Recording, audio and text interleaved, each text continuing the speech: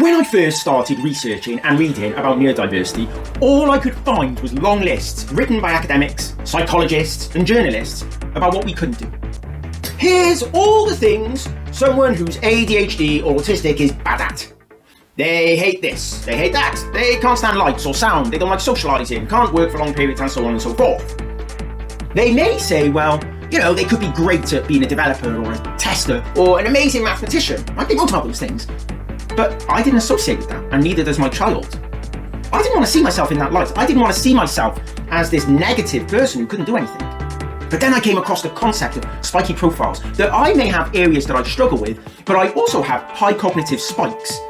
And if I can lean into those significant strengths, then I thrived. However, if I ignored the strengths and allowed other people to put kryptonite in my path, it almost took my power away and made me really struggle. I couldn't do anything. So we have a responsibility as individuals to better understand what those significant strengths are. But also managers must try and eliminate putting kryptonite in the path of their fellow co-workers. Because actually, this is what neurodiversity looks like. It is incredible, it is beautiful, it is wonderful. And some of the greatest athletes of all times are ADHD. Usain Bolt, the fastest person in the world, ADHD, deficit disorder. I don't think so. Simone Biles, incredible gymnast and powerful voice and advocate for young women and for mental health and well-being.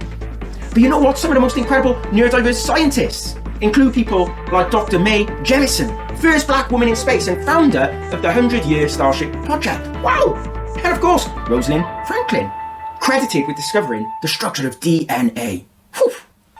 And let's not forget, there are also many neurodiverse climate change activists who won't take "don't look at" or "no" for an answer. But here's a couple. Greta Thunberg, a Swedish climate activist who has become famous for her protests and speeches on the issue of climate change. Naomi Klein is a Canadian author, journalist and filmmaker who has written extensively about climate change and its effects on social justice, also neurodiverse. But what you'll notice there is that not all superheroes come with white faces, a cape and a masculine persona. Of course not. Neurodiversity is across everyone. The reality is that organisations are already recognising that having cognitively diverse teams is powerful, from IBM to EY to Microsoft, and ASML, one of Europe's leading tech companies, is seeing neurodiverged talent as a key critical element to their success and to the development of some of the most innovative products on the market. But this does not come without its challenges, of course. During industrialisation and through globalisation, we have locked out so many incredible minds, or at the very least, made it really difficult for them to thrive without detrimental cost to their mental health and well-being. We need to start to considering neurodiversity by design rather than neurodiversity by accident. One will ensure we create an environment and system whereby we get the best out of our people. The other will rely on external factors playing to our advantage, and that is not sustainable.